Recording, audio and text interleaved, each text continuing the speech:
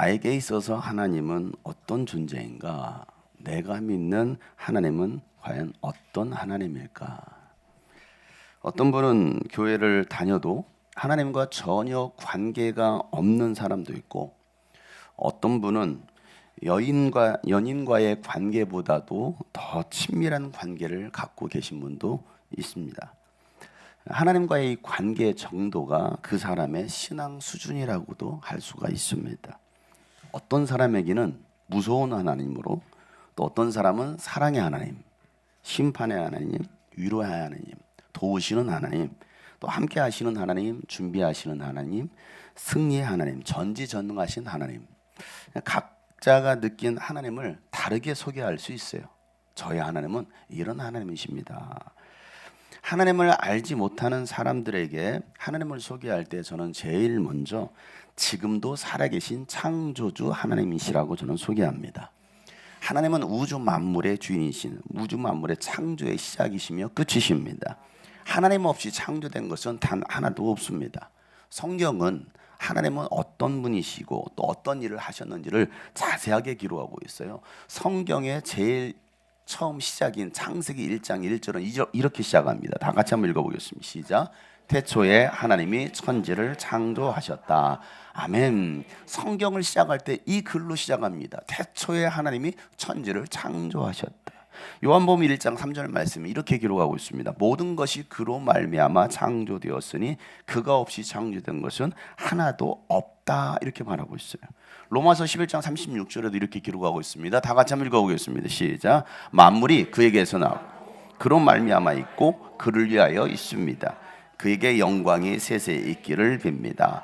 아멘. 이 모든 만물이 그에게로부터 나왔다는 겁니다. 하나님께로부터, 예수님께로부터 나왔고, 또 그로 말미암아, 예수 그리스도로 말미암아 예수 그리스도를 위하여, 하나님을 위하여 창조되었다라고 성경 기록하고 있습니다. 성경의 맨 마지막에 기록된 요한계시록은 이렇게 시작하죠. 다 같이 한번 읽어보겠습니다. 시작. 지금도 계시고 전에도 계셨고 앞으로 오실 전능하신 주 하나님께서 나는 알파요 오메가다 하고 말씀하십니다. 아멘.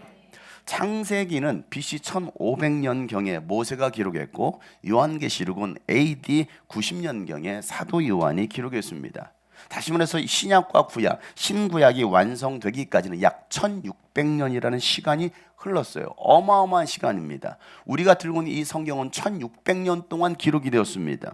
그것도 여러 사람에 의해서 창세기부터 요한계시록까지. 그런데 성경은 뭘 말하고 있느냐면 하나님이 창조하셨다라는 것을 기록하고 있다는 겁니다. 하나님께서 인간을 만드시고 인간에게 첫 계명을 주셨어요. 그 계명이 무엇일까요? 밥 주시는 분은 오늘 점심을 드실 수가 있어요.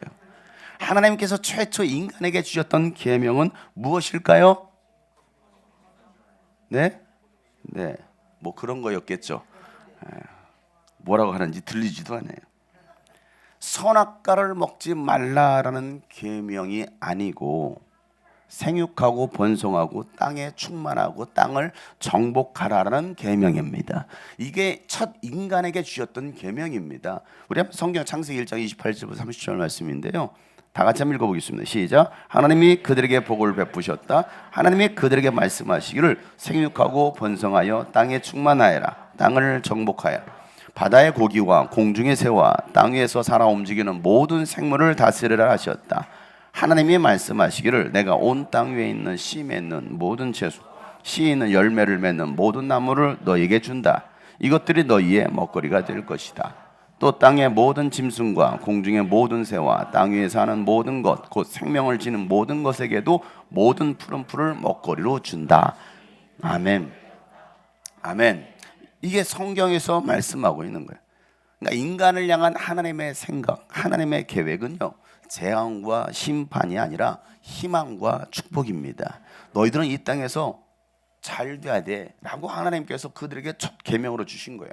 예레미야 29장 11절 말씀에 보면 너희를 두고 계획하고 있는 일들은 오직 나만이 알고 있는데 내가 너희를 두고 계획하고 있는 일들은 재앙이 아니라 뭐라는 겁니까? 번영이라는 겁니다. 너희에게 미래에 대한 희망을 주려는 것이 나의 생각이고 나의 계획이다라고 하나님 말씀하고 있어요. 그런데 하나님은 인간을 오해합니다. 하나님이 어떠한 분인지를 알지 못해요. 하나님은 인간을 심판하고 때리시고 저주하시는 그런 무서운 하나님이 아닌데 인간들은 그렇게 하나님을 오해하고 있어요. 왜 그럴까? 이것은 하나님의 계명을 버리고 타락한 죄인들의 습성이에요. 하나님은 복 주시는 분이십니다. 하나님은 여러분이 잘 되길 바라시고 여러분의 미래에 대한 희망을 주시고 여러분이 번영하기를 바라시는 분이십니다. 그런데도 하나님을 떠난 인간, 하나님을 떠나서 스스로 심판과 저주를 택한 인간들이 이와 같이 하나님을 오해하고 생각하고 있다는 겁니다. 한 아버지에게 두 아들이 있었습니다. 아버지와 함께 사는 동안에는 아무런 문제가 없었어요. 그런데 그런 아버지의 간섭보다는 자유롭게 살기를 바랬던 둘째 아들이 아버지의 유산을 가지고 집을 나가 버립니다. 아버지에게 유산이 있죠. 나에게 줄 유산이 있죠. 아버지 돌아가시지도 않았어. 살아생전인데 아버지 나에게 줄 유산이 있죠. 그거 나에게 주세요. 먼저 주세요. 이런 나쁜 놈의 자식이 어디 있습니까? 아버지가 돌아가시지도 않았는데. 그런데 그 유산 가지고서 집을 나갔습니다. 여러분, 그 유산을 가지고서 집을 나갔을 때 처음 아버지를 떠났을 때는요, 돈이 있으니까 괜찮았을 거예요. 그런데 막상 돈이 다 떨어지고 나니까 무엇이 먼저 떨어지느냐? 사람들이 떨어져 나가요. 친구가 없어요. 돈이 있을 때는 내가 다 사주니까 친구들이 많았는데 돈이 없으니까 더 이상 친구가 없습니다. 자기를 환영해 주는 것도 하나도 없었습니다. 그래서 결국 그가 택한 것은요, 돼지 치는 곳에 가서 일을 했습니다. 그런데도 돼지가 먹는 그 쥐염 열매조차도 주는 사람이 없더라는 겁니다. 자신의 신세를 보니까 너무나 처량한 거예요. 내가 이런 대우받을 사람이 아닌데 내가 왜 이런 대우를 받아야 되지? 아버지 집에 있는 종들은 먹을 것도 풍성한데 나는 아무것도 없네. 내 아버지 집에 있는 그 종만도 못한 신세가 되어버렸네. 차라리 내가 아버지 집으로 돌아가서 아버지의 종으로 사는 게 더 낫겠다라는 생각을 하게 됩니다. 아버지 아들 자식도 아니에요. 아버지의 종만도 못한 나의 신세를 보면서 내가 차라리 아버지의 종이 되는 게 낫겠다. 그래서 결국 그는 아버지의 집으로 발길을 돌립니다. 여러분, 생각의 전환이 행동을 바꾼 거예요. 여러분, 잘못된 생각을 바꿀 수 있길 바랍니다. 생각의 전환은요, 삶이 달라집니다. 그렇게 아버지 집으로 터벅터벅 걸어가고 있을 때 먼 발치에서 아버지가 그 남루한 그 모습을 남루한 모습으로 돌아오고 있는 그 둘째 아들을 보면서 기뻐서 달려갑니다. 그 아들이 돌아오기만을 매일같이 기다렸을 겁니다. 언제쯤 내 아들이 돌아오려나 하면서 오늘도 올려나. 그런데 보니까 저 멀리 낯익은 아들의 모습, 그 너무나 초라한 모습이야. 그 모습으로 돌아오는 그 아들을 보고서 막 기뻐서 달려갑니다. 그리고 그를 끌어안고 입을 맞춥니다. 얼마나 더러운 자식이에요. 그런데도 끌어안고 입을 맞춥니다. 아버지에게 혼날 줄 알았는데 안 받아주면 어떡하지? 쫓겨날 줄 알았는데 오히려 아버지는 초라한 나를 안아주시고 입 맞추고 나를 위해서 새 신발과 가락지와 새 옷을 입혀주시면서 잔치까지 열어주시는 아버지. 그럴 줄 몰랐던 거죠. 아버지를 오해했던 거예요. 우리 아버지는 나를 혼낼 거야, 나를 때릴 거야, 나를 쫓아낼 거야 라고 생각했는데 웬걸 아버지가 나를 안아주시네. 나를 품어주시네. 다시 아들이라고 인정해 주시네. 그런 아버지의 모습을 성경은 이렇게 쓰고 있습니다. 누가복음 15장 20절 말씀 다 같이 한번 읽어보겠습니다. 시작. 그러는 일어나서 아버지께로 갔다. 그가 아직도 먼 거리에 있는데 그의 아버지가 그를 보고 측은히 여겨서 달려가 그의 목을 껴안고 입을 아멘. 여기 아버지의 성품, 아버지의 마음이 드러납니다. 측은히 여겨 이거예요. 측은히 여겨.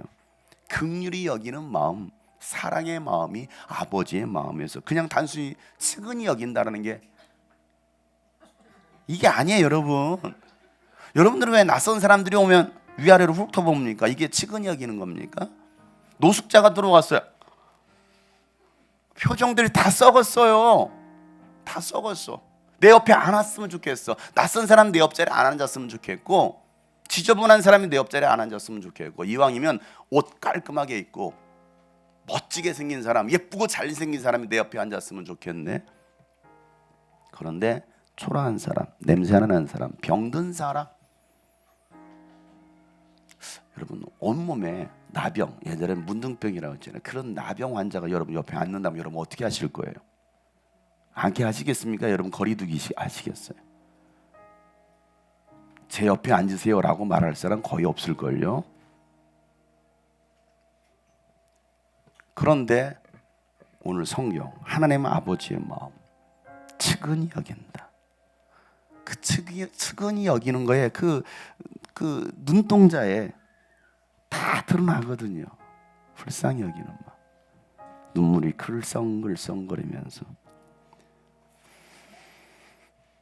그게 하나님 아버지의 마음입니다. 아직도 먼 거리에 있는데 자식을 알아봐요. 돌아오는 그 아들을 보며 달려가시는 아버지의 마음, 그 마음은 오늘도 우리에게 향하고 있습니다. 그래서 하나님 오늘도 우리에게 말씀하신 돌아오라, 내게로만 돌아와라. 내 백성이 나를 떠나 돌아섰지만 내 사랑이 내 백성을 보지 못하리. 내 사랑이 내 백성을 보기 못하니 내 모든 것 내어주고 내 모든 것 내어주고 나 그들을 얻으리라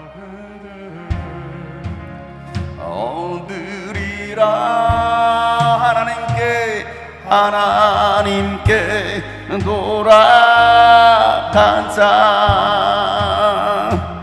우린 돌아서도 그는 편치 않네. 하나님께 돌아가자. 우린 넘어져도 그 사랑 영원하네.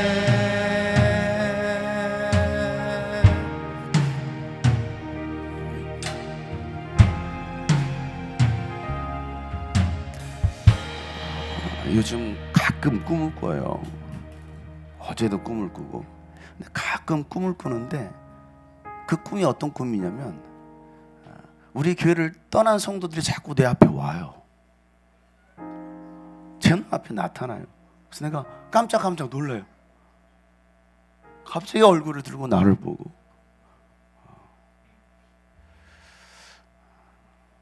여러분 어떻게 하시겠어요? 그리운가 보죠. 제가 그들이 말고 제가 보고 싶은가 보죠. 제가 그들이 왔으면 좋겠는가 보죠.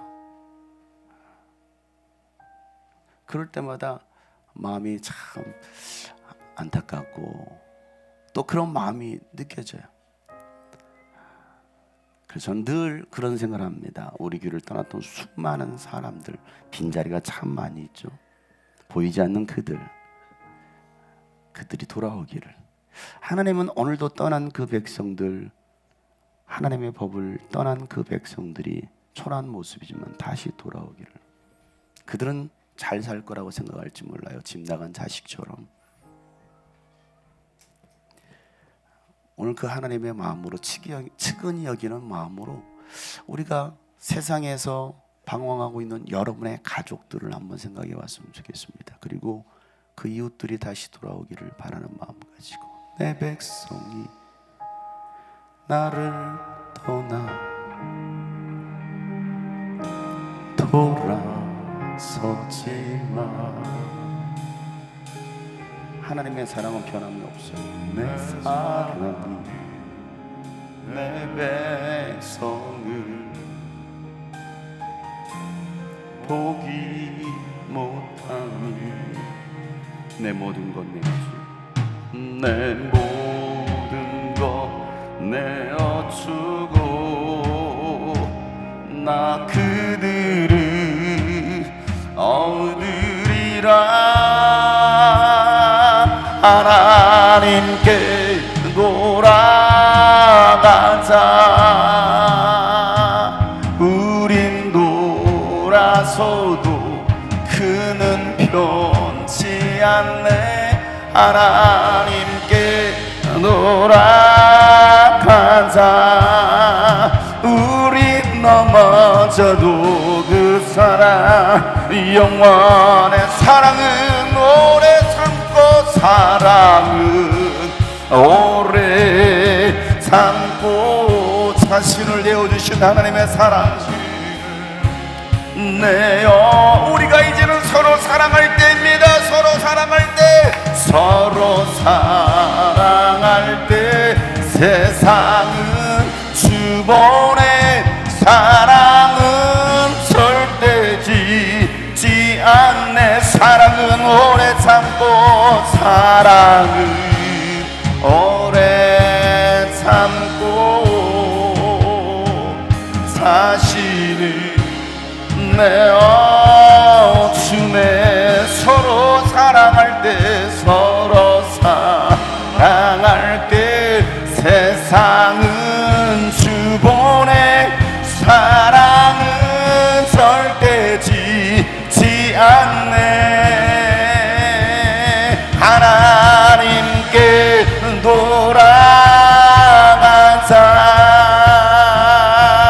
우린 돌아서도 그는 변치 않으신 하나님께로 돌아오라. 하나님께로 돌아오라. 우린 넘어져도 그 사랑, 하나님께로 돌아가라. 하나님께, 여러분 하나님과 멀어지셨습니까? 다시 하나님께로 돌아오세요. 하나님과 관계가 틀어졌습니까? 다시 돌아오세요. 하나님께로 돌아오세요. 하나님의 사랑은 여러분을 포기하고 있지 않습니다. 하나님께 돌아가자.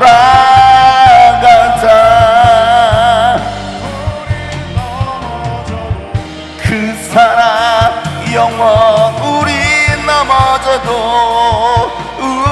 넘어져도 그 사랑 영원하네. 우리 넘어져도 그 사랑 영원하네. 우리는 넘어지고 하나님을 떠나도 하나님은 여전히 그 자리에 계십니다. 그리고 우리를 향하여 치근한 눈빛을 보이시면서 눈물을 흘리고 계신 예수 그리스도를 안다면, 오늘 우리가 할 일은 빨리 생각의 전환, 그리고 행동을 바꾸는 겁니다. 하나님께로 돌아가는 겁니다. 그러면 하나님은 달려가셔서 여러분을 알아주셔요. 그리고 하나님은 이렇게 말씀하십니다. 누가복음 15장 24절 말씀에, 나는 이 아들이 죽었다가 살아났고 내가 잃었다가 되찾았다. 그래서 그들은 잔치를 벌였다는 겁니다. 이게 하나님의 마음이에요. 나의 아들은 죽었다가 살아났고 내가 잃었다가 되찾았다라고 말씀하시는 하나님, 하나님은 이와 같이 잃어버린 자를 찾아 구원하시기를 원하십니다. 이게 하나님의 생각이고 하나님의 마음이에요. 그래서 예수님은요, 누가복음 19장 10절 말씀에 인자가 온 이유는, 예수님께서 이 땅에 오신 이유는 이런 것을 찾아 구원하러 왔다라고 예수님 말씀하시는 거예요. 하나님을 떠난 인간이 마귀에 속아서 죄 아래 고통당하는 모습을 기뻐하시는 분이 아니라 슬퍼하시는 분이십니다. 하나님은 죄를 미워하시지 죄인을 미워하시는 게 아니에요. 하나님은 나를 미워할 거야? 아니에요. 죄를 미워하시는 겁니다. 언제든지 죄인이 회개하고 돌아오기만을 바라십니다. 돌아오기만 하면 어떤 죄든지 용서하시고 다시 자녀 삼아 주시는 거예요. 그러나 돌아오지 않는다면 그 사람은 그 죄 때문에 심판을 받게 되는 거예요. 이게 하나님께서 세우신 계획입니다. 하나님이 이미 말씀하셨어. 이와 같다라는 것을 말씀하셨습니다. 하나님은 인간처럼 약속을 번복하시는 분이 아니라 이행하시는 분이십니다. 하나님이 하신 말씀은요, 반드시 이루시고야 마시는 분이셔요. 그래서 마태복음 5장 18절 말씀에 예수님 이런 말씀하신, 내가 진정으로 너에게 말한다. 천지가 없어지기 전에는 율법은 1.1획도 없어지지 않고 다 이루어질 거라는 거예요. 하나님이 하신 말씀은 반드시 다 이루어진다는 겁니다.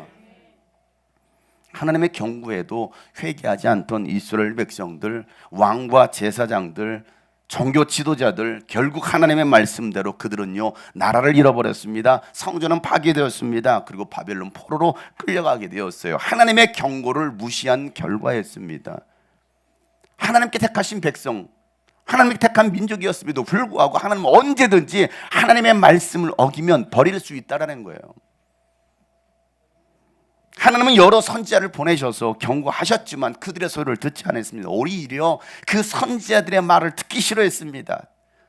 듣기 싫어해요. 왜? 하나님의 그 경고의 메시지, 심판의 메시지, 그 죄에 대한 메시지 듣기 싫은 겁니다. 오히려 듣기 싫어하고 그들을 죽이기까지 합니다. 하나님은 그들을 구원하시기를 원하셨는데 오히려 그 예언자들을 죽였던 그들. 그래서 예수님 마태복음 23장에 보면 이렇게 말씀하시죠. 예루살렘아 예루살렘아 내게 보낸 예언자들을 죽이고 돌로 치는구나. 암탉이 병아리를 날개 아래 품듯이 내가 몇 번이나 내 자녀들을 모아 품으려고 하였더냐. 그러나 너희는 원치 않았다라. 보아라 너희 집은 버림받아서 황폐하게 될 것이다라는 겁니다. 하나님은 여러분을 모아서 품으려고 했지만 구원하시려 했지만 그걸 누가? 너희가 원치 않다라는 겁니다. 인간들이 내가 원치 않다라는 겁니다. 하나님은 오늘도 이사야 선지자를 통해서 하신 말씀 오늘 우리에게 하시고 계신다는 사실입니다. 이사야 선지자를 통해서 하나님의 마음 하나님의 뜻을 전했지만 그들은 듣지 않았어요. 결국 포로가 되어서 고통을 당하게 됩니다. 그런데 고통 중에도 하나님의 긍휼하심이 있어요. 고통의 끝이 아니라 회복의 날이 올 것이다라고 말씀하시는 겁니다. 여러분 자녀들이 잘못하면 여기 자녀를 키워보신 우리 부모들이 계시잖아요. 자녀들이 잘못하면요 뭐라 손 들고 있어. 이거 해봤자 한번 해보세요. 손 들어봐요. 우리 부모 세대들 한길이 부모야? 이소를 언제 낳았어? 손 들었네. 부모 세대에서 손 들었다. 장한길이 먼저 손 들었는데 너가 나를 혼냈구나. 미안해. 아빠 손 들어. 예. 부모 세대들 자식들이 잘못하면 손 들어. 해본 사람 손 들어봐요. 손 들어. 그런 것도 안 해봤어요. 우리 임성재님 안 해주셨나 보죠? 아영아 잘했어. 나쁜 짓 해도 괜찮아. 나도 다 해봤단다. 뭐 그거 했어요? 내가 널 다 이해해. 나도 해봤어. 나도 오토바이 타고 다니봤고 해봤어. 그건가요? 여러분 손들어 벌을 줍니다. 여러분 근데 그 손을 죽을 때까지 손들고 있으라고 합니까? 절대 손 내리지 말라고 그래요? 이러고 죽어. 이런 아니에요. 손 들고 있는 것이 얼마나 고통스러운지를 알기 때문에 뭐 할 때까지? 잘못을 느낄 때까지 손 들게 합니다. 그리고 이제 알았어? 뭘 잘못했는지 알았어? 하면 뭐예요? 손 내려. 자, 그리고 하는 말. 무슨 말을 해요? 그리고 하는 말. 앞으로 그러지 마. 또 그럴 거야? 이거부터 물어보죠. 또 그럴 거야? 그 말도 해본 사람 손 들어봐요. 왜 김영규 손 안 들어? 많이 해봤잖아. 암! 그렇고 말고 나는 암스트롱이 후예야. 또 그럴 거야? 빛나 또 그럴 거야? 한나 또 그럴 거야? 대진이 또 그럴 거야?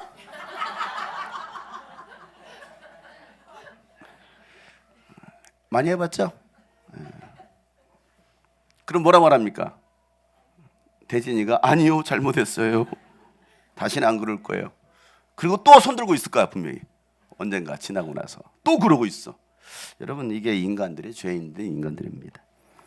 이사야 선지자를 통해서 이스라엘의 심판과 또 열방의 심판을 예언하면서 이스라엘의 회복도 또 명하십니다. 그래서 여러분 이사야서는요 1장부터 66장까지 이루어졌는데 1장부터 39장까지는 계속 경고해요. 이러면 심판받아, 이러면 저주받아, 이러면 하나님의 책망이 있어 하면서 이스라엘의 심판에서 말씀하시다가 40장부터 66장까지는요 이스라엘 백성들의 구원, 하나님의 사랑, 하나님의 그 구원에 대한 열정, 회복에 대해서 계속 말씀하십니다.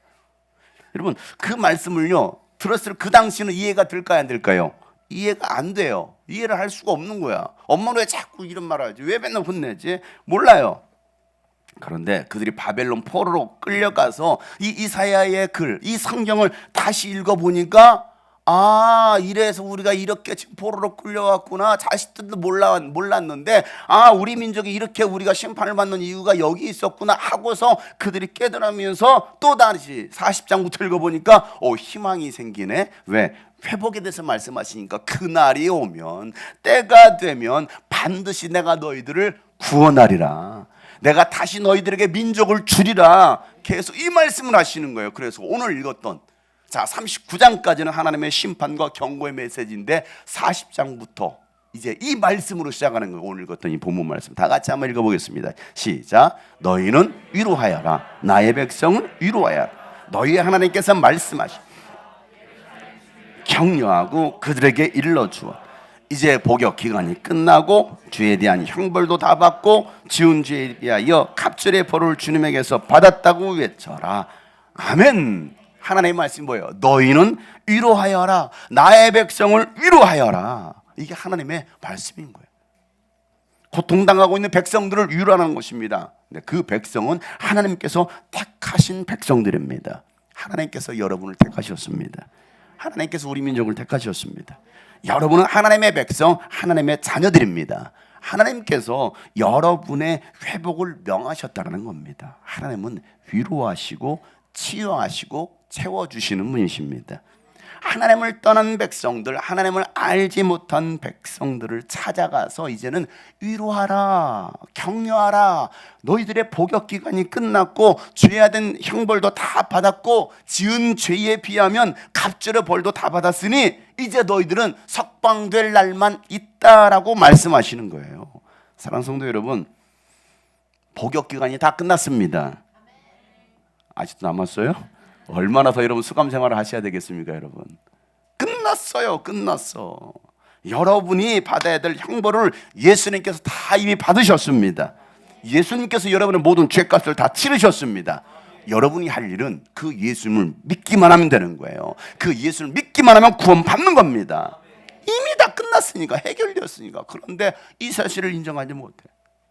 죄인인 우리를 찾아오신 예수님, 우리를 위로하시고 치유하시고 구원하신 예수를 믿기만 하면 여러분은 자유할 수 있습니다. 그런데 이 사실을 여전히 알지 못하니까, 나는 여전히 그 복역을 다 채우지 못했다라고 생각하니까 여전히 죄 아래 고통당하고 있는 거예요. 저주 아래 있는 거예요. 예수님의 시선은요, 늘 가난한 사람들, 병든 사람들, 상처 많은 사람들, 소외되고 또 눌리고 자유함이 없는 사람들에게 예수님의 시선은 늘 향합니다. 나는 오늘도 누구를 찾아갈까? 오늘도 나는 누구를 만날까? 그리고 그들에게 자유를 선언하십니다. 그들을 하나님의 도구로 사용하셨어요. 주의 일꾼 삼으셨습니다. 사람을 낚는 어부되게 하셨어요. 오늘도 예수님께서 여러분에게 찾아오셔서 내가 너희를 자유케 하리라, 내가 너희를 구원하리라, 내가 너를 사용하리라. 오늘도 이 말씀을 하시는 거예요. 예수님 고난당하실 때 부인하고 떠났던 베드로와 제자들을 다시 찾아오셨던 예수님, 그들을 책망하시고 심판하신 것이 아니라 오히려 위로하시고 평강 주신 예수님, 오늘도 낙심하고 좌절하고 상심과 상실감에 빠진 저와 여러분을 찾아오셔서 위로하시고 평강 주시기를 원하십니다.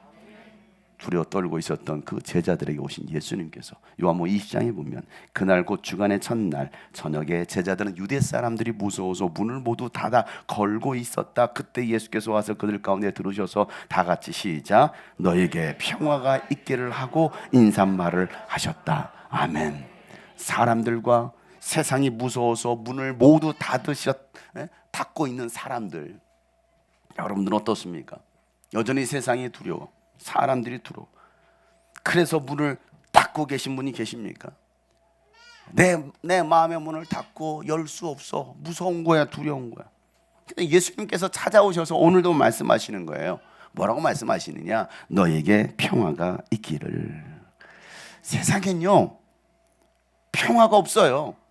여러분 잘 생각해 보세요. 돈이 많으면 평화가 있습니까? 돈이 많으면 여러분 평안할까요? 평안한데 왜 문은 다 걸어 잠그고 사십니까? 금고까지. 어떤 분은 금고 있어요?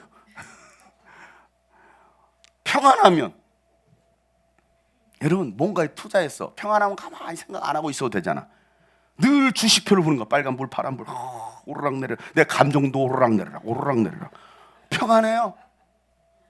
평안. 비트코인 요즘 하나요? 요즘도 하나? 비트코인 오르락내리락, 오르락. 내가 집을 사서 투자했는데 오르락 오르락 영끌했는데 영혼이 다 빠져나갔어. 이제 반토막 나네. 그래서 자살하는 사람들 많아요. 비트코인 때문에 자살하는 사람 많고. 여러분 돈이 많으면 평안합니까? 권력에 자리 안 하면 앉으면 평안합니까? 칼 맞아요, 여러분. 칼 맞는다니까. 그 자리에 앉았으면 평안할, 대통령의 자리야, 우리나라 최고의 권력의 자리에 앉았으면 그가 평안할까요? 평안하지 않아요. 맨날 탄핵시킨다고 쫓아낸다고 막 그러고 있는데 뭐가 평안합니까, 여러분? 여러분, 세상에서 즐기고 싶은 거 다 즐기고 나면 평안합니까? 평안이 없으니까 또 다시 찾아 나서는 거 아닙니까? 맛있는 거 먹으면 여러분 평안합니까? 배고플 때는 배고파 죽겠네. 많이 먹으면 배 터져 죽겠네. 뭐해도 죽어요. 평안합니까? 너무 많이 먹어서 소화제 찾지 않아요? 먹으면서도 다이어트 칼로리 생각하지 않습니까? 계산하면서 먹는 사람들. 스트레스. 평안해요? 아예 평안한 거 아무것도 없어요. 만족이 없어요. 기쁨이 없어요. 그 잠깐일 뿐. 허무함이 계속 반복이 됩니다. 그러니까 인간은 또 찾아 나서는 거예요. 거기에 기쁨이 평안이 있을까요? 여러분, 평강은 오직 하나님께로부터 나옵니다. 왜? 하나님은 평강의 주인이시기 때문에. 그 평강의 하나님이 찾아오셔서 우리에게 말씀하시는 것은 너에게 평화가 있기를, 이거예요. 왜? 평강이 없잖아. 평안이 없잖아. 뭘 해도 만족이 없으니까. 예수님은 두 번째 그들에게 또다시 말씀하십니다. 21절에 보면 예수께서 그들에게 다시 말씀하시기를 너에게 평화가 있기를 빈다. 그리고 하시는 말씀 다 같이 시작. 아버지께서 나를 보내신 것 같이. 아멘. 죄악으로 두려워 떨며 자유가 없던 죄인들에게 예수님을 보내신 하나님의 아버지처럼 이제는 예수님께서 제자들에게 평강을 주시면서 보내신다라고 말씀하시는 거예요. 어디로 보내실까요? 평강이 없는 이들에게 보내시는 겁니다. 위로가 필요한 이들에게 보내시는 거예요. 자유가 필요한 이들에게 보내시는 거예요. 그들은 뭘 해도 뭘 가져도 위로가 되지 않아. 평강이 없어. 뭘 해도 만족이 없어. 그들에게 참된 위로자는 하나님이라고, 당신이 소유해야 될 평강은 하나님께로부터 온다고 그들에게 찾아가서 위로를 전하라는 겁니다. 당신에게 평화가 있기를. 예수님도 제자들을 둘씩 짝 보내시면서 마태복음 10장에 보면 둘씩 짝 지어 보내시면서 가서 이렇게 말하라. 너희 집에 평화가 있기를. 그래서 그 빈 평안이 그들에게 받게 합당하면 평안이 임할 것이고, 합당치 않으면 그 빈 평안은 오히려 너에게 갈 것이다 라고 말씀하시는 거예요. 그러니까 오늘 우리가 할 일은 뭡니까? 평안을 비는 거예요. 옆에 사람 보면서 평안하시길 바랍니다. 이거예요. 너에게 평화가 있기를. 이걸 히브리어로 샬롬이라고 말합니다. 히브리어로 뭐라고요? 샬롬. 옆에 사람 보면서 샬롬. 여러분, 세상에 무슨 만족이 있어요? 무슨 평강이 있습니까? 그런데 그들에게 샬롬. 너는 절대 죽을 놈이 아니야. 너는 샬롬이야. 옆에 사람은 죽을 놈? No, 샬롬 해주세요. 샬롬 하라고요. 샬롬.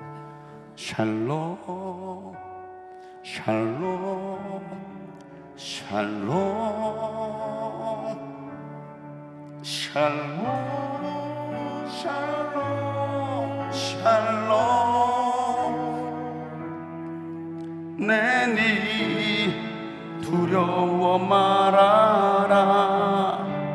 나의 아들 나의 이스라엘 알지 마라. 샬롬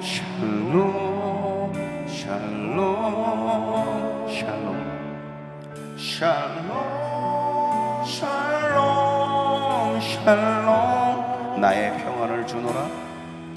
나의 평안을 주노라. 세상과는 다른 평안. 두려워 말라. 샬롬. 자, 우리 옆에 사람 바라보면서 손을 보이세요. 샬롬.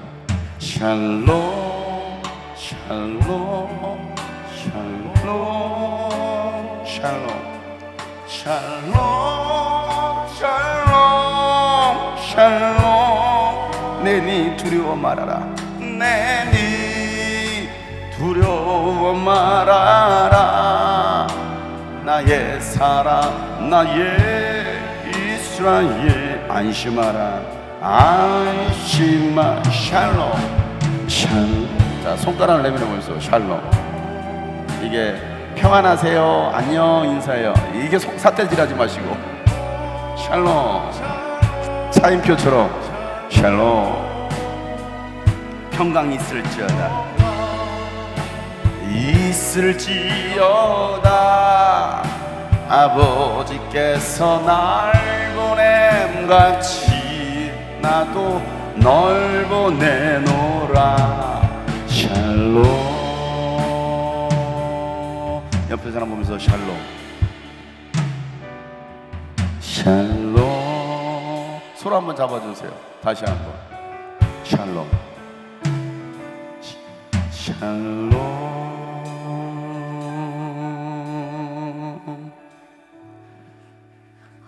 여러분, 이제 겨울도 막바지에 이제 다음 주면 3월이 시작되는 봄이 시작됩니다. 여러분, 우리 2024년도 우리 교회가 가야 할 길, 너희는 내 백성을 위로하라. 소외된 이웃을 찾아 위로하라. 고통받고 있는 형제, 자매, 지체들을 찾아가 위로하라. 이제 우리가 3월부터 목장교회가 시작될 겁니다. 각 지역별로, 가정별로 목장교회가 시작될 때에 우리가 가져야 될 그 주님의 명령, 백성을 위로하라. 하나님은 위로자이시기 때문입니다. 우리가 해야 할 일은 바로 그들을 찾아가 위로하는 거예요. 손을 잡아주는 겁니다. 눈물을 닦아주는 거예요. 이사야 49장 13절 말씀에 하늘아 기뻐하여라, 땅아 즐거워하여라, 산들아 노랫소리를 높여라. 주님께서 그의 백성을 뭐 하셨어요? 위로하셨고, 또한 고난받는 그 사람들을 뭐 하셨어요? 긍휼히 여기셨다는 겁니다. 눈물을 닦아줄 수 있는 여러분 되시기를 바랍니다. 그들의 손을 붙잡고 위로해 줄 수 있는 여러분 되시기를 바랍니다. 그들이 마음이 닫혀 있나요? 여전히 마음이 악해 있습니까? 하나님의 마음 가지고 그 측은히 여기는 마음, 위아래 훑어보는 눈이 아니라 불쌍히 여기는 긍휼의 마음으로 눈물을 글썽거리시면서 손을 잡고 위로합니다. 축복합니다. 사랑합니다. 자, 우리 옆에 사람 손 위로합니다. 축복합니다. 사랑합니다. 손을 좀 잘 예쁘게 잡아줘 보세요. 이거 하지 말고 이거 하지. 손을 예쁘게 잡아요. 위로합니다. 사랑합니다. 축복합니다. 또 앞뒤로도 한번 손을 내미시면 위로합니다. 사랑합니다. 축복합니다.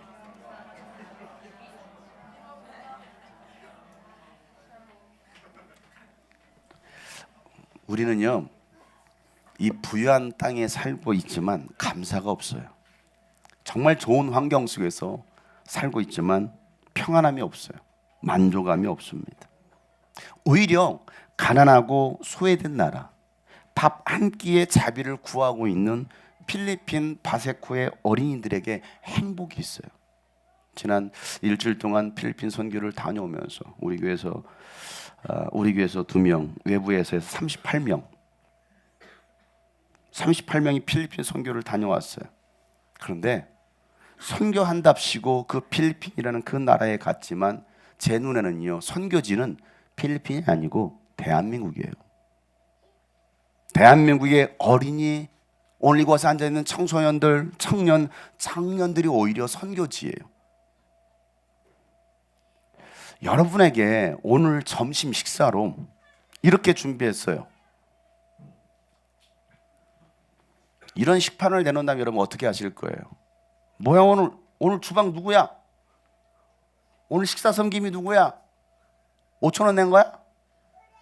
그래, 그러잖아. 5,000원 내니까 80명을 이렇게 준비하는 거예요. 5,000원짜리 가지고 80명을. 여러분, 이것도 특식으로 준비한 거예요. 배고파서 군침 빨리 먹고 싶다. 지금 빨리 먹고 싶었던 사람 있어요? 저 시판을 다 내놨어. 오늘 지금 준비해놨어. 80개. 빨리 먹고 싶어요? 목사님 설교 빨리 끝내서 먹고 싶어요. 배고파요. 저 식판 하나 준비하는데 500원 들었습니다. 500원. 여러분, 이 한 끼 식사를 위해서 아이들은요, 이른 시간부터 줄을 서서 기다려요. 저 한 끼 식사 먹겠다고. 여러분, 우리 아이들에게요, 이렇게 밥을 주면 안 먹는다고 할 거예요. 그리고 고기 달라고 할 겁니다. 차라리 컵라면 먹겠다라고 말할 겁니다. 그런데 그곳 아이들은요, 그 컵라면도 없어요. 오후 3시 한 끼에도 감사하면서 행복해하는 그 아이들. 여러분, 하나님의 위로가 필요한 나라는요, 그 가난한 나라 사람들이 아니라 오늘 우리에게 필요한 것 아닐까요? 생각해 보세요. 우리는 너무나 풍요로워요. 감사가 없어요. 만족이 없어요. 첫날 도착했는데 9살짜리 남자아이가 이제 첫날 이제 저녁에 숙소로 도착했어요. 근데 풀빌라를 빌렸어요. 풀빌라. 코리안타운에 있는 풀빌라. 한국 사람들이 만든 거죠. 정말 잘 지었어요. 저도 그런 집에 살고 싶어요. 뒤에 수영 풀장도 있어요. 수영장도 있는. 그러니까 그 아이들이 거기 올라가니까 너무 좋은 거야. 신나가지고 필리핀 가난한 나라다더니 이렇게 잘 사네. 우리보다 더 잘 사네. 이렇게 말을 했어요. 첫날 도착한 곳이 그곳이었으니까, 숙소였으니까 가난하다고는 안 줄 알고 가는데 왜 이렇게 잘 살아? 와, 집 좋다 하고서 그곳에 살았고, 그 다음날 아침부터 워터파크 가가지고 물놀이하고 삼겹살 바베큐 파티하면서 정말 신나게 놀았어요. 야, 필리핀 잘 사네, 정말 좋은 곳이네 했습니다. 그리고 첫날 저녁에 우리 성도들도 갔던 꾸뜨시라는 그 마을에 가서 사역자들 100여 명을 모아놓고 집회를 했을 때, 거기서 처음으로 그 아이들이 필리핀 현지 아이들, 정말 소외된 아이들, 그 필리핀 도시에서도 소외된 아이들, 버림받은 아이들을 보기 시작합니다. 그들은 신발도 없이 맨발로 걸어 다녀요. 옷도 없어요. 입을 옷도 없고 먹을 것도 없어서 그렇게 가난하게 쩔어 있는 그 아이들, 병들어 있는 그 아이들을 첫 만나게 됩니다. 그리고 둘째 날, 셋째 날, 마지막 오는 날, 바세코라는 마닐라 근교에 있는 바세코라는 곳에 가서 아까 오늘 밥이 한 끼 식사 먹으려고 3시에 먹는 이유가 있어요. 우리도 앞으로 3시에 점심밥을 줘야 되나 봐요. 아침 먹을 수 없어요. 먹을 밥이 없으니. 점심 먹기는 너무 일러. 왜? 한 끼 식사로 하루 3끼를 때워야 되니까. 그래서 3시에 먹으면 아침, 점심, 저녁을 한꺼번에 해결할 수 있는 시간이 오후 3시. 그래서 3시에 아이들의 밥 한 끼를 섬기는 거예요. 여러분의 500원이 저 아이들의 한 끼를 책임질 수 있는 그 돈이었다라는 거. 제가 그곳에서 집회를 하면서, 여러분, 선교하러서요, 제가 볼 때는 여러분부터 선교를 해야 될 것 같습니다. 선교지는 여러분들이에요. 그 다음날 아침이 됐는데 그 9살짜리 남자애가 내 옆에, 내가 누구인지도 모르고, 제가 설교하기 전이었거든요. 그 다음날 아침에 일어났어. 이제 나가야 돼. 9시에 10시에 나가야 되는데 그때까지 TV 켜놓고 보면서 엄마가 일어나, 가기 싫다고 짜증나, 가기 싫다고, 왜 가야 되냐고 막 엄마한테 막 때를 쓰는 거야. 엄마가 빨리 일어나, 지금 다들 기다리잖아, 가야 돼. 가기 싫어, 리모컨 붙잡고 가기 싫다고. 내가 옆에 앉아가지고, 야, 얘가 이 얘기를 했어. 내가 가야 되는 이유 10가지를 말해보라고. 태호가 그랬지. 네가 내가 교회 가야 되는 10가지 이유를 말하라고. 나 교회 가기 싫다고. 왜 그 먼 데까지 가야 되냐고. 더 자고 싶다고. 게임해야 된다고. 내가 밤새 했는데 부족하니까 더 해야 된다고. 10가지 이유를 말하래. 그리고 엄마가 이기지 못하고 떠났어. 그럼 내가 옆에 앉아있잖아. 내가 옆에, 가기 싫은 이유 10가지를 나한테 대봐. 가기 싫은 10가지 이유를 나한테 대봐라. 그랬더니 얘가 일단은 첫 번째 하나, 가기 싫어. 일단 가기 싫은 거야. 근데 그건 이유가 되지 않는데. 자, 그리고 두 번째, 텔레비 봐야 돼. 세 번째, 재미없어. 네 번째, 더워. 덥잖아요. 필리핀 얼마나 더워요. 다섯 번째, 한 7번째까지 나왔어. 10가지도 안 나왔어. 하여튼 그냥 가기 싫어. 그래서 내가, 좋은 말 할 때 이르라. 너는 가야 돼. 그럼 너 여기 뭐 하려고 왔어? 다시 너 돌아가. 한국으로 돌아가. 제가 일어났어. 마지못해 일어났어. 그래, 엄마한테 옷 입고 그러고 나갔잖아. 근데 그 저녁에 그 아이들을 처음 본 거야.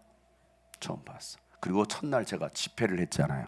그곳에서 현지인들 모아놓고, 그것도 제가 현지인 놓고 통역 설교한다는 것을 설교하기 2시간 전에 알았어요. 그래서 2시간 전에 그들을 놓고 9시까지 예배를 했어요. 6시 반에 시작했던 예배가 9시에 끝났습니다. 그러고 나서 저녁에 다시 숙소로 들어갔어. 근데 그 아이가 또 TV를 보고 있었어. 이제 10시가 넘었어요. 10시가 넘었는데 TV 보고 있는데 엄마가 그랬잖아. 이제 빨리 TV 끄고 들어가 자야지. 또 내일 일찍 있으면 자야 돼. 들은 채도 안 해. 이렇게. 내가 옆에 딱 갔어. 자, TV를 끈다. 나는 10번을 센다. 하나, 둘. 어떻게 했을까요? 껐을까요? 안 껐을까요? 자, 껐을 것 같다 손 들어보세요. 그래도 안 껐을 것 같다 손 들어보세요. 애들은 거의 다 손 들었어. 용민이도 손 들었어. 하나, 둘, 셋. 계속. 네. 하고 있는데 계속 이러고 있어. 누워가지고. 그것도 빤스만 입고. 5, 6, 7, 딱 끄더라고. 7에 끄더라고. 그리고 일어나더라고. 잘했어. 잘했어. 그렇게 하는 그 모습을 엄마가 보고 놀랐어요. 저 자식 저런 자식이 아닌데 어떻게 하루 사이에 저렇게 말을 듣지? 목사님의 말을 듣네. 그 다음날 우리 사람들만 모아놓고 또 집회를 했습니다. 저 뒤에 앉아 계속 말씀을 들어. 계속 처음에 말대꾸 하다가 나중에 조용히 말씀 계속 듣더라고. 여러분, 하나님의 시선은 오늘도 위로가 필요한 이들에게 향하고 있습니다. 여러분, 위로가 필요한 나라를 향하고 있습니다.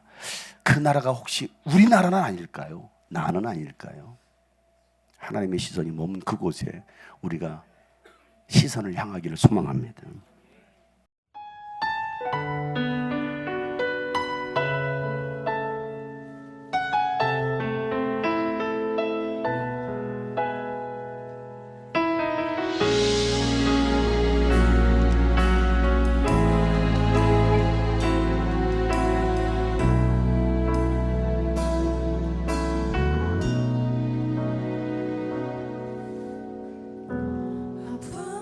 세상에 주의 복음 들고 부르시 따라갑니다.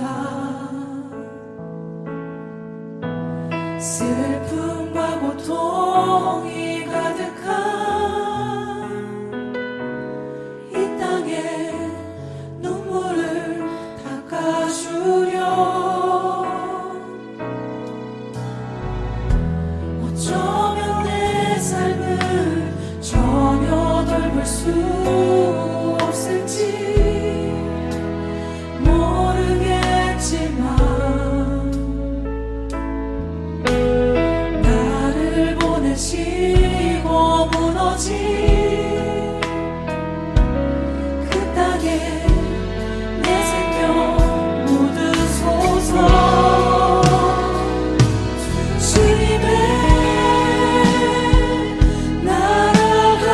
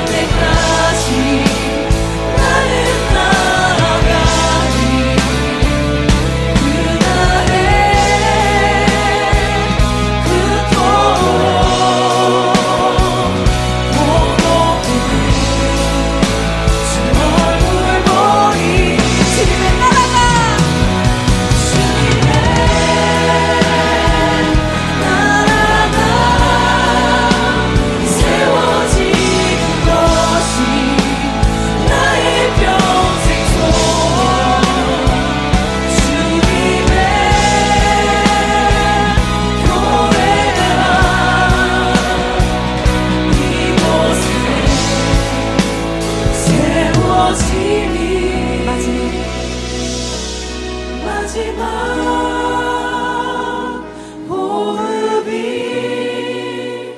끝이 날 때까지 나는 나가리. 그날에 그토록 보고픈 주 얼굴 보리. 어쩌면 내 삶을 전혀 돌볼 수 없을지 모르겠지만 나를 보내시고 무너진 그 땅에 내 생명 묻으소서. 주님께 감사의 박수를 드리겠습니다. 둘째 날 집회 끝나고 중학교 1학년, 2학년 된 남자아이가 드럼 쳤던 분이 목사님인데 그 목사님 아들이 숙소에 들어가서 이렇게 말했대요. 내가 왜 혼나야 돼? 목사님 설교를 들으면서 내가 왜 혼나야 돼? 라는 얘기를 했다는 거예요. 그래서 야, 설교 참 잘 들었네. 혼난 걸로 들었으니까. 자기가 혼나야 될 이유를 모르겠다는 거. 그런데 혼나고 있다는 거예요, 계속.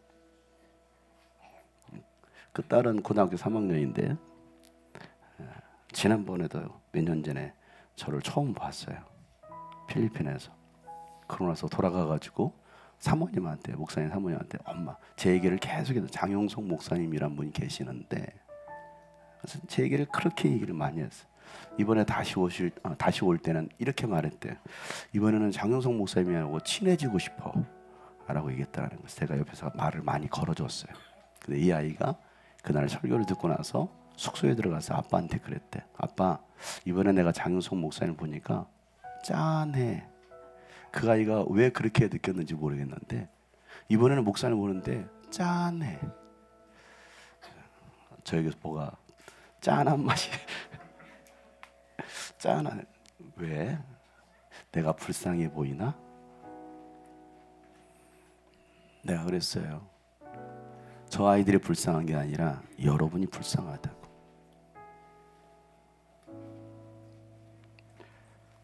우리 함께 말씀을 기억하며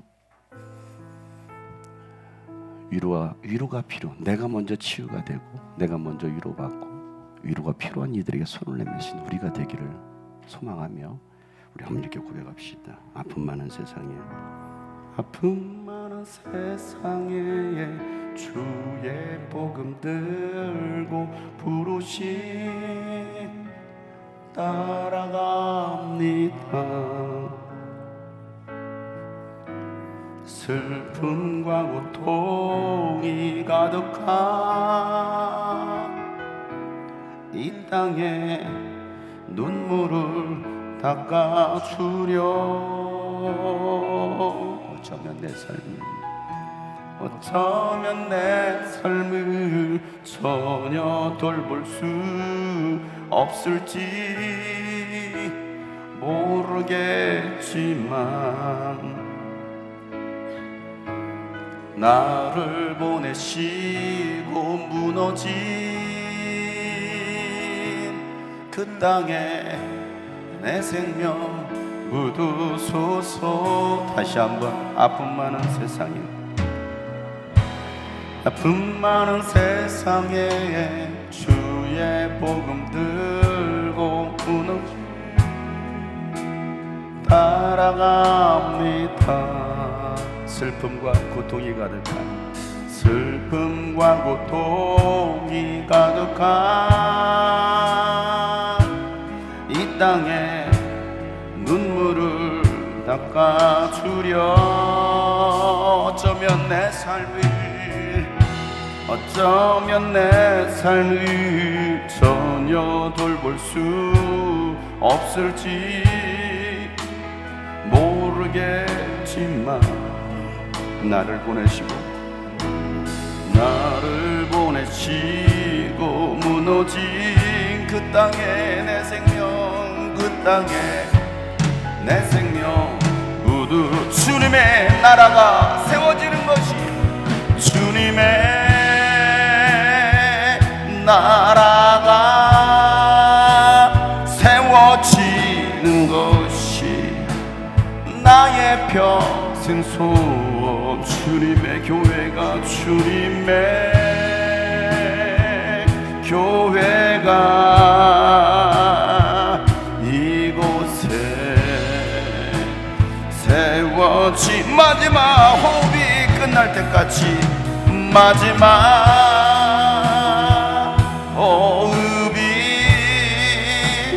끝이 날 때까지 나는 나아가리 그날에 그토록 보고픈 우리 주님께 오른손을 비들며 주님의 나라가 세워지는 것이 주님의 나라가 세워지는 것 나의 평생의 소원 되기를 원합니다. 주님의 교회가 이 땅 가운데 주님의 교회가 이곳에 세워지 마지막 호흡이 닿을 때까지 마지막 호흡이 끝이 날 때까지 나는 나 그렇습니다. 주님의 위로의 마음을 가지고 하나님 그들에게 나가길 원합니다. 주님의 손을 붙들고 나가기 원합니다. 하나님 나의 마음이 주님의 마음을 갖게 하여 주시옵소서. 오늘 말씀을 기억하 1분간만 다 같이 한번 간절하게 부르짖어 기도합니다. 하나님 아버지요 주님의 나라가 세워지는 것이 나의 평생 소원 주님의 교회가 이곳에 세워 다시 한번 주님의 나라가 세워지는 것이 주님의 나라가 세워지 이 땅 가운데도 세계 열방 가운데도 주님의 교회가 세워지게 하여 주옵소서. 주님의 나라가